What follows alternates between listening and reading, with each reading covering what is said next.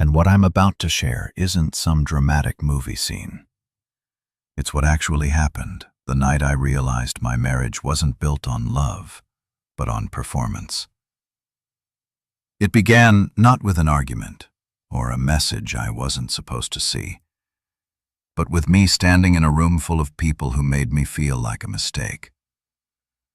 The room was too bright, too loud.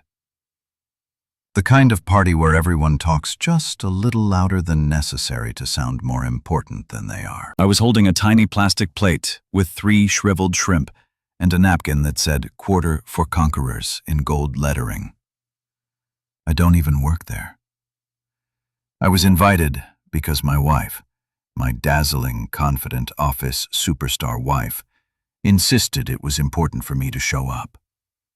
She said it like I was a homework assignment she forgot to turn in last quarter. And like always, I agreed because I'm the agreeable type, the sure honey guy, the man who doesn't rock boats because he's too busy patching the holes beneath them. So I stood there in the corner like a hired caterer who lost his tray, while Mariel floated across the room like she owned the building.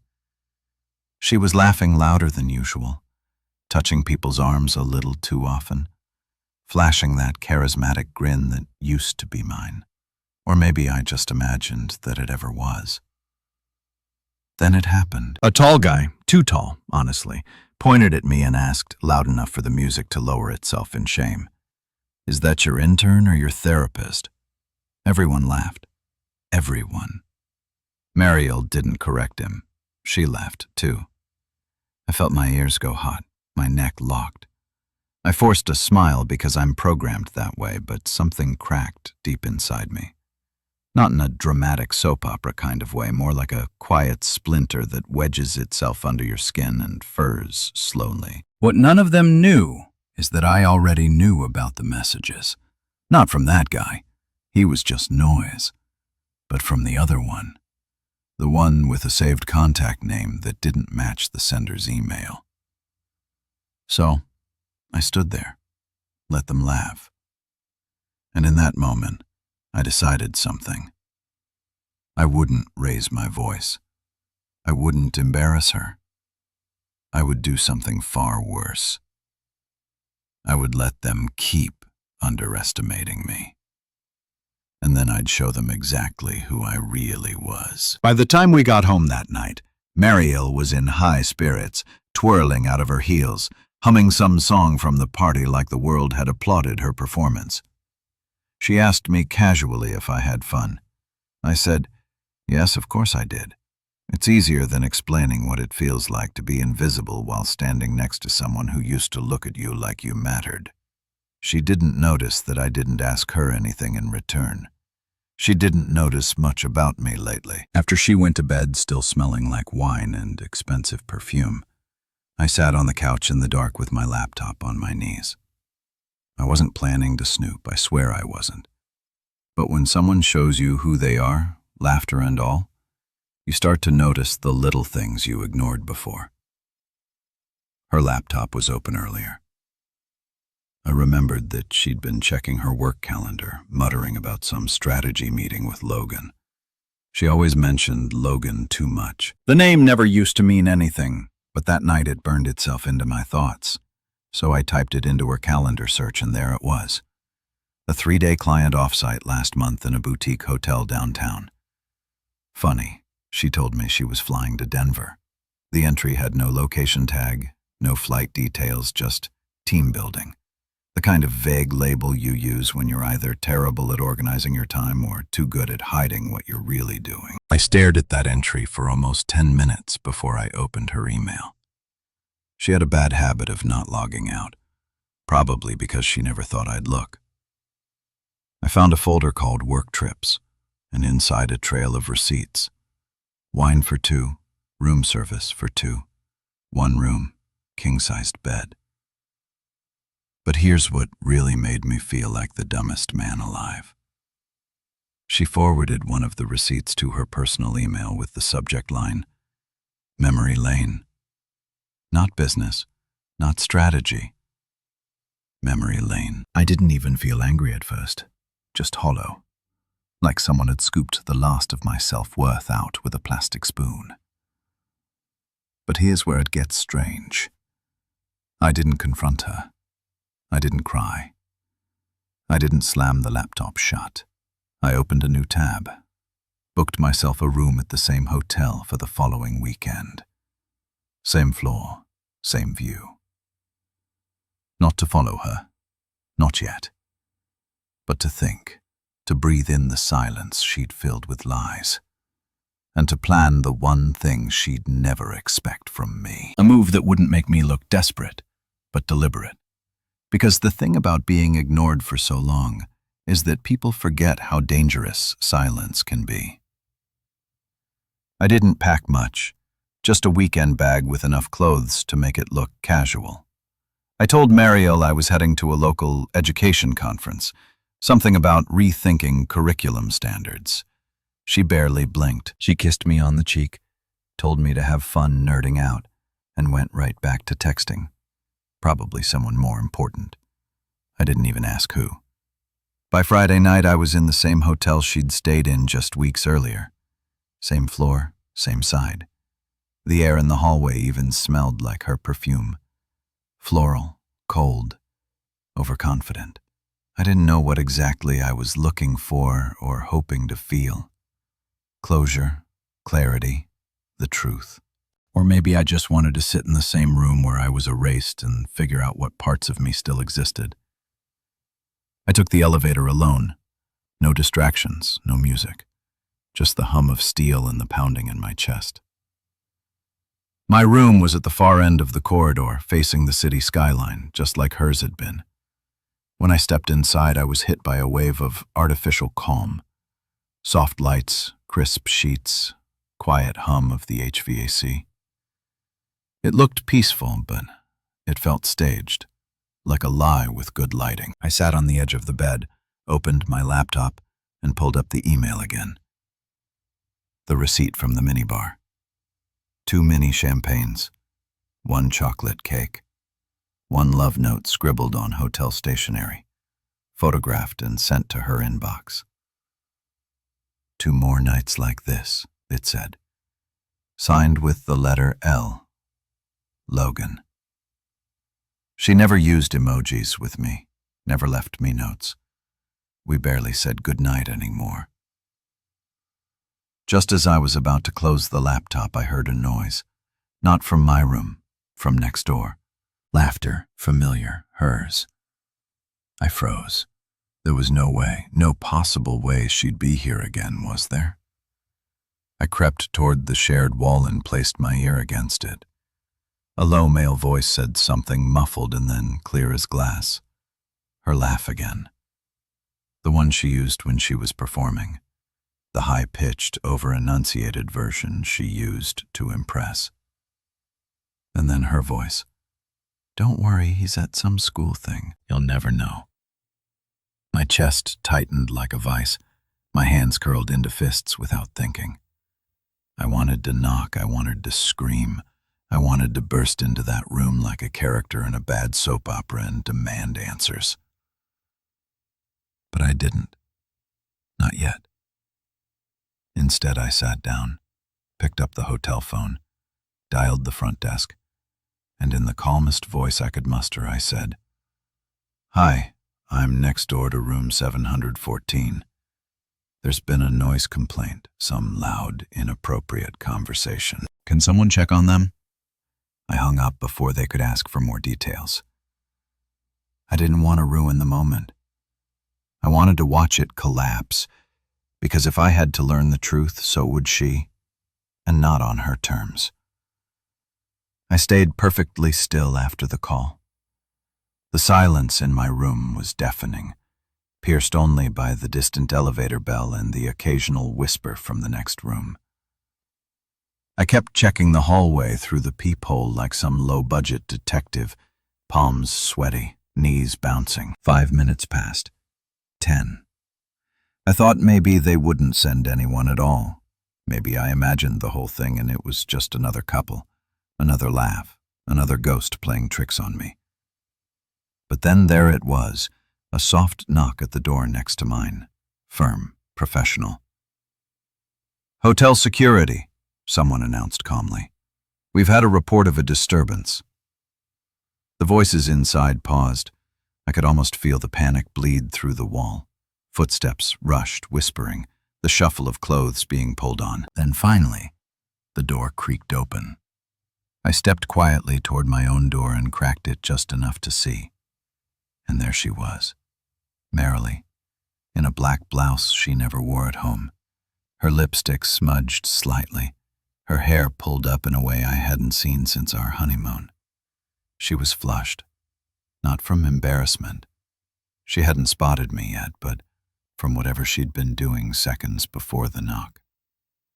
Behind her, a man appeared buttoning the cuffs on a designer shirt. Not Logan, someone else entirely. The security guy apologized for the inconvenience, said someone must have misheard. Mariel smiled politely as if she hadn't just been caught half naked in a hotel room with a stranger. She had that polished, fake calm expression she used with waiters and Uber drivers. As they closed the door, her hand lingered on the man's shoulder. That was the moment I stopped being sad. It didn't even feel like heartbreak. It felt like slipping underwater and realizing how quiet the world could be when you stopped pretending everything was okay. I'd spent so long explaining away her coldness, her late nights, her last-minute business trips. I'd rewritten the narrative so many times in my head just to protect her image, and now it was unraveling faster than I could process. But I still didn't confront her. Instead, I took a picture, just one, through the small slit in my door, a time-stamped image of her standing in that hallway with a man who wasn't me. I didn't plan to use it right away. I wasn't ready for the fallout, but I needed proof for myself, something real I could hold on to, something that said, "You're not crazy, Greg. You're just married to someone who stopped loving you a long time ago." Later that night, I lay in the same bed she had once shared with him, staring at the ceiling, unable to sleep. I didn't cry. I didn't scream into a pillow. I just kept whispering the same question over and over. Why wasn't I enough? And somewhere in the middle of that question, I started thinking about the office party, about Silas, the smug smirk, the way Mail let him belittle me without flinching, about how she surrounded herself with people who mocked the man she came home to. That's when the next part of my plan started to take shape. I wasn't going to expose her. Not yet. I was going to make her watch me change, and I was going to start in the last place she'd expect. Her office. I never thought I'd step foot in her office building.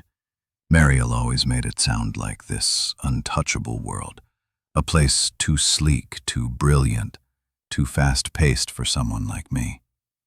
"You'd get bored," she used to say with a polite smile. "It's all meetings and buzzwords, not your thing." And I believed her. I bought into that lie like I bought into all the others. But the thing is, when you stop trying to protect someone's version of the truth, you realize how much they've been banking on your silence. So, I showed up on a Thursday morning. No warning, no invitation. Just me in a fitted navy jacket, a clean shave, and a confidence I stitched together from scraps of every insult I'd ever swallowed. I checked in at the front desk like I belonged there. Told the receptionist I was dropping off a thank you package for the VP of Strategy. She smiled and waved me through with a visitor badge. That's all it took. I walked past glass offices and espresso machines. The place looked more like a luxury spa than a workplace. People with AirPods and blazers moving like they were all late for something important. I found her department easily, marketing and partnerships. A sign with sleek lettering hung over the open floor workspace, and there she was at the far end, laughing again. That laugh, the one that no longer belonged to me. She hadn't seen me yet, so I watched her, not like a stalker, but like a stranger trying to make sense of a woman I once thought I knew. She stood close to a man, not the hotel guy, not Logan, but Silas, the one from the party. He leaned against her desk, confident, relaxed, like he lived there, and she was beaming. I didn't hear the words, but her expression told the story. She didn't just tolerate him, she admired him. And then she saw me. Her face dropped an inch like she'd seen a ghost in business casual. "Greg?" she said, loud enough for heads to turn. I smiled. "Hey, hun, thought I'd drop off those tickets for the fundraiser." "Figured I'd surprise you." She blinked. "I thought you were working today." "I am. Conference calls later. Took the morning off." Silas smirked from behind her, sipping something that definitely wasn't office coffee. "Nice blazer," he said, tone thick with sarcasm. "Didn't recognize you without the shrimp plate." I smiled back. "Didn't recognize you without someone else's wife." His face twitched just a little. Mariel stepped in fast, fake laughing, trying to brush it off. "Greg, let's talk outside." But I wasn't ready to go just yet. I looked around at her co-workers, people she'd clearly let believe I was irrelevant, dull, disposable. And I said loudly and clearly, "You've all probably heard a lot about me. The trivia guy, the teacher, the quiet one. But here's the thing, quiet doesn't mean clueless." Mario grabbed my arm. "Greg, what are you doing?" I leaned closer, just letting them know. I'm done playing invisible. Then I handed her the envelope I brought, not fundraiser tickets. A photo, the one from the hotel hallway, time-stamped, labeled, "Clear." She turned pale, and I walked out. Not because I wanted to make a scene, but because, for once, I was the one in control of it. The office door clicked shut behind me, but I didn't stop walking until I reached the elevator. My heart was pounding so hard it felt like it echoed down the hallway. I didn't turn around. I didn't need to.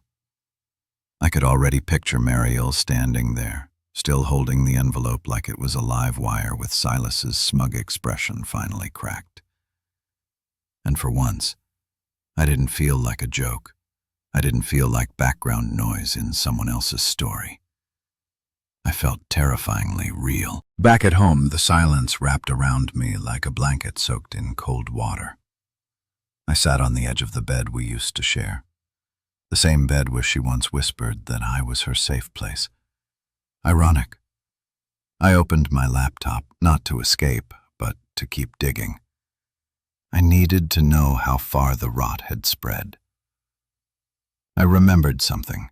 Mariel had synced her work and personal calendars to the same cloud account years ago. Said it was easier to keep things streamlined. She probably forgot all about it. She always assumed I didn't care enough about tech to notice. But that morning, I logged into the old account with the same password she'd used for everything since college, her childhood pet's name, and our anniversary. I guess I was still good for something. What I found made my stomach twist. Events labeled Team Sync, Vendor Meeting, Outreach, Dinner.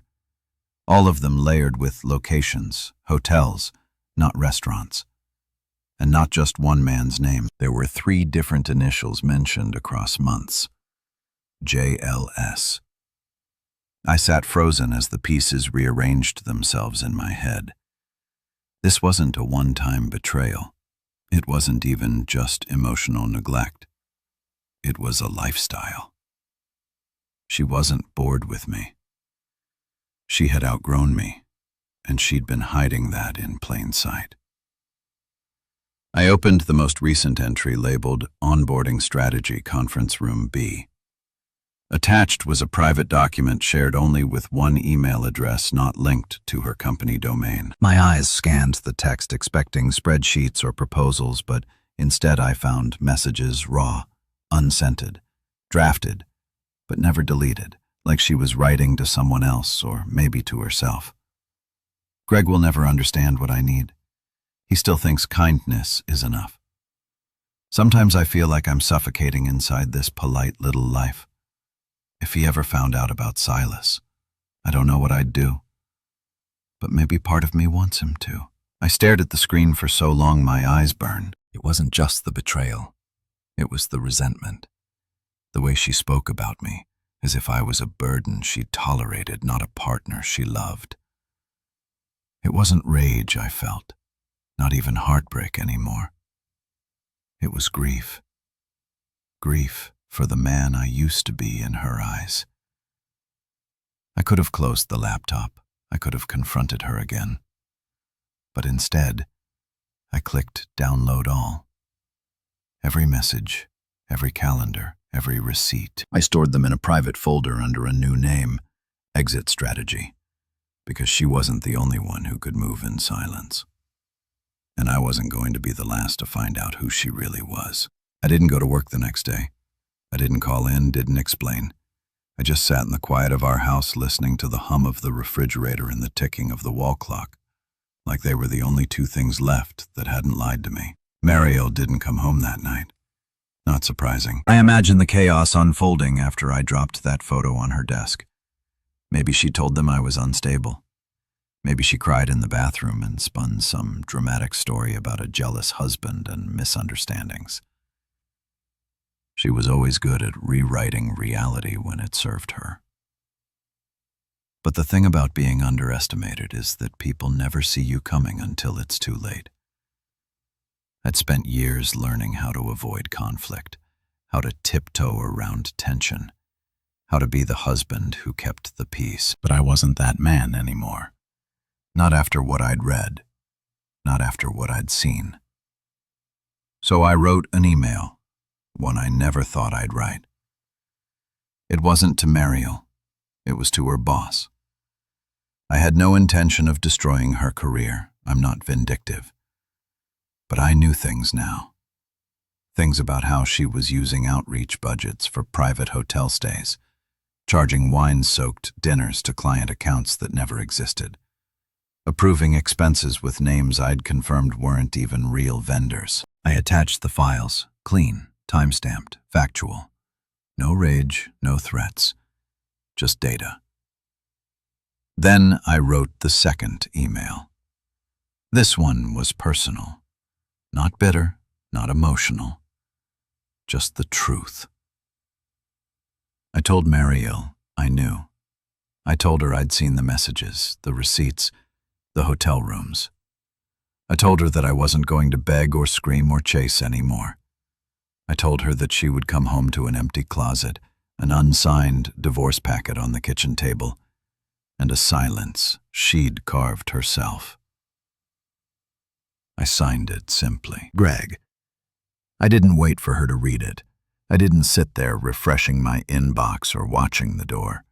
I took my things, just the essentials, and left. My clothes, my books, my laptop, and the only photo I cared to keep, the one of us from our first year together, before the lies, before the performances, before I became her accessory. By nightfall, I was in a friend's spare room staring at the ceiling again. But this time, it didn't feel like drowning. It felt like breathing. The silence wasn't hollow anymore. It was mine. My phone buzzed once around midnight, her name on the screen. I didn't answer. A few seconds later, another buzz, a message. Greg, what did you do? I locked the phone and placed it face down. Because the real question was never what I'd done. It was what she thought she could keep doing. And now she finally knew. The man who once stayed quiet had left her the loudest silence of all. The morning after I left, I woke up without an alarm. No half-hearted goodbye kiss. No silence over burnt toast. No pretending everything was fine. Just me. The sky outside was gray, but it felt like sunlight. For the first time in years, I wasn't walking on eggshells. I didn't have to guess whether I was enough. I didn't have to earn kindness like it was a favor. I heard from her again later that day. 10 missed calls, then a long rambling voicemail. She was crying, angry, accusing, defensive.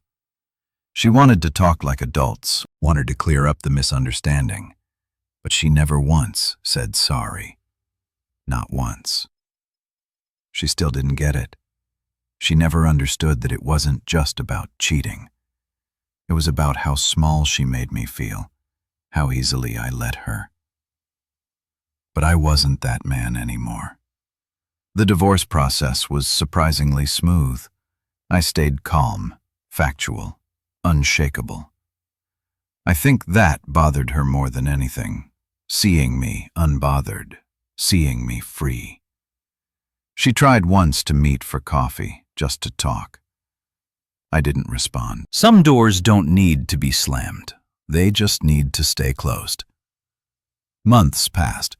I moved to a smaller town, picked up a new teaching job at a quieter school. The kids respected me, even when I wore bad ties and made lame jokes about ancient Rome. I adopted a dog, Walter, a senior beagle with more personality than most executives I'd met at that party. Walter never judged. He just wanted walks, snacks, and the occasional belly rub. Honestly, same. And me. I started writing again, not just stories like this, but history columns, local essays, even a few blog posts that people actually read. My voice, something I once muted to make space for hers, finally had room to exist. And when I looked in the mirror, I didn't see a doormat anymore. I saw a man who walked through betrayal, humiliation, and heartbreak, and still chose peace over revenge. Mariel, last I heard, she left the company. Something about compliance issues. Maybe Silas disappeared too. I didn't ask. I didn't need to know. That chapter's closed. And honestly, I hope she figures herself out someday. But that's her story to tell. Mine. I'm finally living it. Thanks for being here and for listening.